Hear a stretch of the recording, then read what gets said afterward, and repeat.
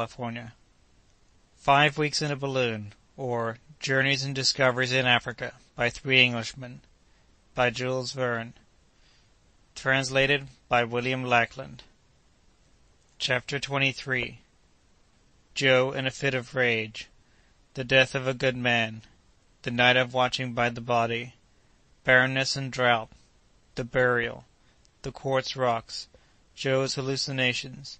A Precious Ballast. A Survey of the Gold-Bearing Mountains. The Beginning of Joe's Despair. A magnificent night overspread the earth, and the missionary lay quietly asleep in utter exhaustion. "He'll not get over it," sighed Joe. "Poor young fellow, scarcely 30 years of age. He'll die in our arms. His breathing, which was so feeble before, is growing weaker still, and I can do nothing to save him," said the doctor, despairingly. "The infamous scoundrels!" exclaimed Joe, grinding his teeth, in one of those fits of rage that came over him at long intervals. "And to think that, in spite of all, this good man could find words only to pity them, to excuse, to pardon them. Heaven has given him a lovely night, Joe, his last on earth, perhaps. He will suffer but little more after this, and his dying will be only a peaceful falling asleep." The dying man uttered some broken words, and the doctor at once went to him. His breathing became difficult, and he asked for air. The curtains were drawn entirely back, and he inhaled with rapture the light breezes of that clear, beautiful night.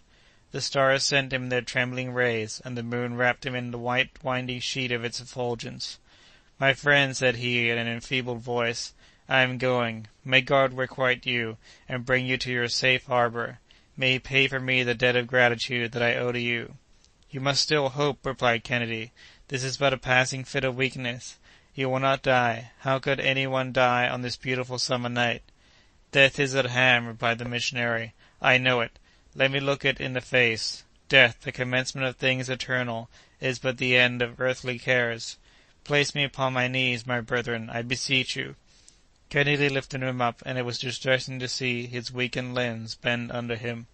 My God!" exclaimed the dying apostle, "have pity on me." His countenance shone. For about that earth on which he had known no joys, in the midst of that night which sent to him its softest radiance, on the way to that heaven toward which he uplifted his spirit, as though in a miraculous assumption, he seemed already to live and breathe in the new existence. His last gesture was a supreme blessing on his new friends of only one day. Then he fell back into the arms of Kennedy, whose countenance was bathed in hot tears. "Dead," said the doctor, bending over him. "Dead." And with one common accord the three friends knelt together in silent prayer.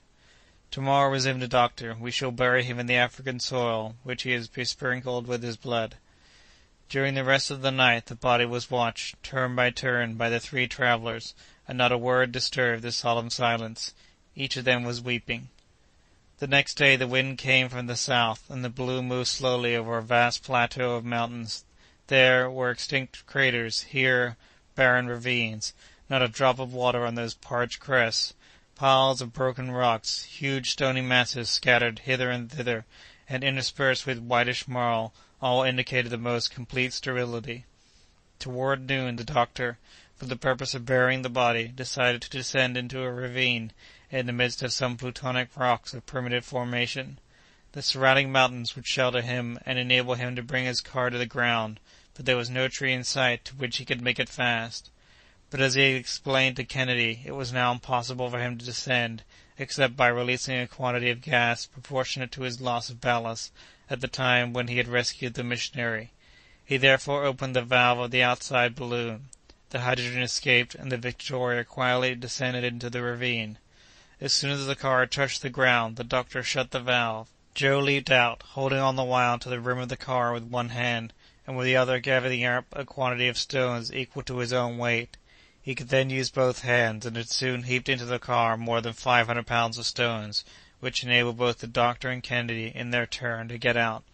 Thus the Victoria found herself balanced in her ascensional force insufficient to raise her.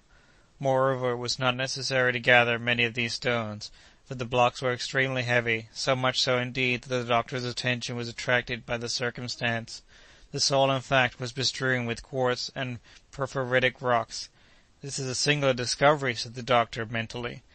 In the meanwhile, Kennedy and Joe had strolled away a few paces, looking up at a proper spot for the grave. The heat was extreme in this ravine, shut in as it was like a sort of furnace. The noonday sun poured down its rays perpendicularly into it. The first thing to be done was to clear the surface of the fragments of rock that encumbered it, and then a quite deep grave had to be dug, so that the wild animals should not be able to disinter the corpse. The body of the martyred missionary was then solemnly placed in it, the earth was thrown in over his remains, and above it masses of rock were deposited in rude resemblance to a tomb. The doctor, however, remained motionless and lost in his reflections. He did not even heed the call of his companions, nor did he return with them to seek a shelter from the heat of the day. "What are you thinking about, Doctor?" asked Kennedy. "About a singular freak of nature, a curious effect of chance. Do you know now in what kind of soil that man of self-denial, that poor one in spirit, has just been buried?" "No, what do you mean, doctor?" "The priest who took the oath of perpetual poverty now reposes in a gold mine." "A gold mine?" exclaimed Kennedy and Joe in one breath. "Yes, a gold mine," said the doctor quietly. "Those blocks which you are trampling underfoot, like worthless stones, contain gold ore of great purity." "Impossible! Impossible!" repeated Joe. "You would not have to look along among those fishes of slaty schist without finding peptites of considerable value." Joe at once rushed like a crazy man among the scattered fragments, and Kennedy was not long in following his example. "Keep cool, Joe," said his master. "Why, doctor, you speak of the thing quite at your ease." "What, a philosopher of your metal?" "Ah, master, no philosophy holds good in this case." "Come, come, let us reflect a little. What good would all this wealth do you? We cannot carry any of it away with us." "We can't take any of it with us? Indeed! It's rather too heavy for our car. I even hesitated to tell you anything about it, for fear of exciting your regret." "What," said Joe again, "abandon these treasures, a fortune for us, really for us, our own, leave it behind? Take care, my friend. Would you yield to the thirst for gold? Has not this dead man, whom you have just helped to bury, taught you the vanity of human affairs?" "All that is true," replied Joe. "But gold! Mr. Kennedy, won't you help to gather up a trifle of all these millions?" "What could we do with them, Joe?" said the hunter, unable to repress a smile. "We did not come hither in search of fortune, and we cannot take one home with us." "The millions are rather heavy, you know," resumed the doctor, "and cannot very easily be put into one's pocket." "But, at least," said Joe, driven to his last defences, "can we take some of that ore for ballast instead of sand?" "Very good, I consent," said the doctor. "But you must not make too many wry faces when we come to throw some thousands of crowns' worth overboard." "Thousands of crowns?" echoed Joe.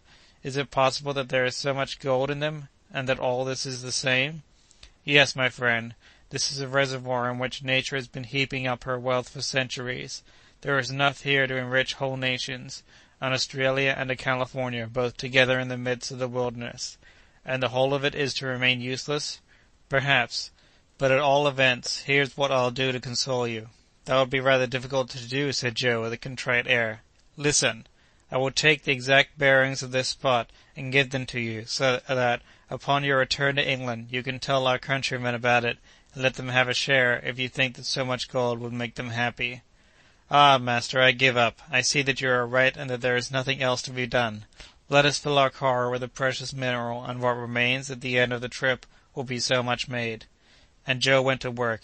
He did so, too, with all his might, and soon had collected more than 1,000 pieces of quartz, which contained gold enclosed as though in an extremely hard crystal casket.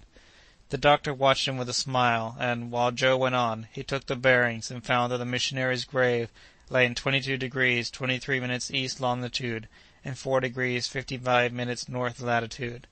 Then, casting one glance at the swelling of the soil beneath which the body of the poor Frenchman reposed, he went back to his car. He would have erected a plain, rude cross over the tomb, left solitary thus in the midst of the African deserts, but not a tree was to be seen in the environs. "God will recognize it," said Kennedy. An anxiety of another sort now began to steal over the doctor's mind. He would have given much of the gold before him for a little water, for he had to replace what had been thrown overboard when the negro was carried up into the air, but it was impossible to find in these arid regions, and this reflection gave him great uneasiness. He had to feed his cylinder continually, and he even began to find that he had not enough to quench the thirst of his party. Therefore he determined to lose no opportunity of replenishing his supply. Upon getting back to the car, he found it burdened with the quartz blocks that Joe's greed had heaped in it. He got in, however, without saying anything. Kennedy took his customary place, and Joe followed, but not without casting a covetous glance at the treasures in the ravine.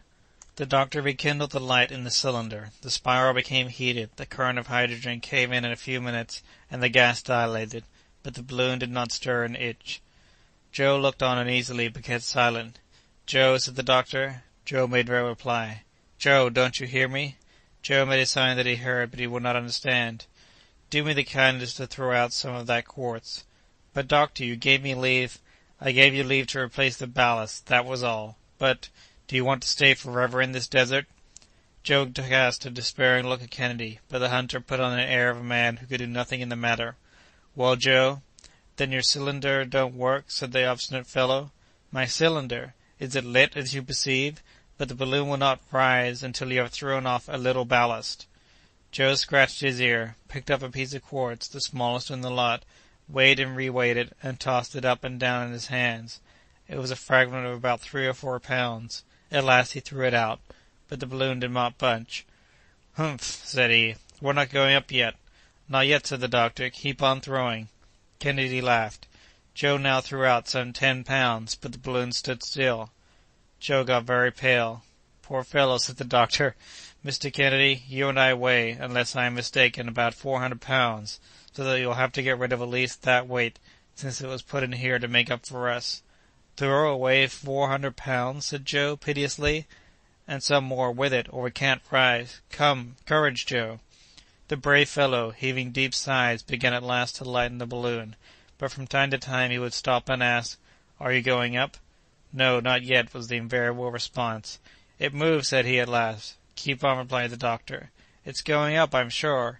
"Keep on yet," said Kennedy, and Joe, picking up one more block, desperately tossed it out of the car.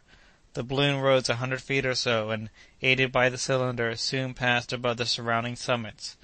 "Now, Joe," resumed the doctor, "there still remains a handsome fortune for you, and if we can only keep the rest of this with us until the end of our trip, there you are, rich for the balance of your days."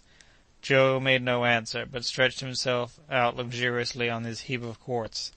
"See, my dear Dick," the doctor went on, "just see the power of this metal over the cleverest lad in the world. What passions, what greed, what crimes, the knowledge of such a mind as that would cause! It is sad to think of it." By evening the balloon had made 90 miles to the westward, and was in a direct line 1,400 miles from Zanzibar. End of Chapter 23 of 5 Weeks in a Balloon. Recording by Alex E. Talander, Davis, California. www.alexetalander.com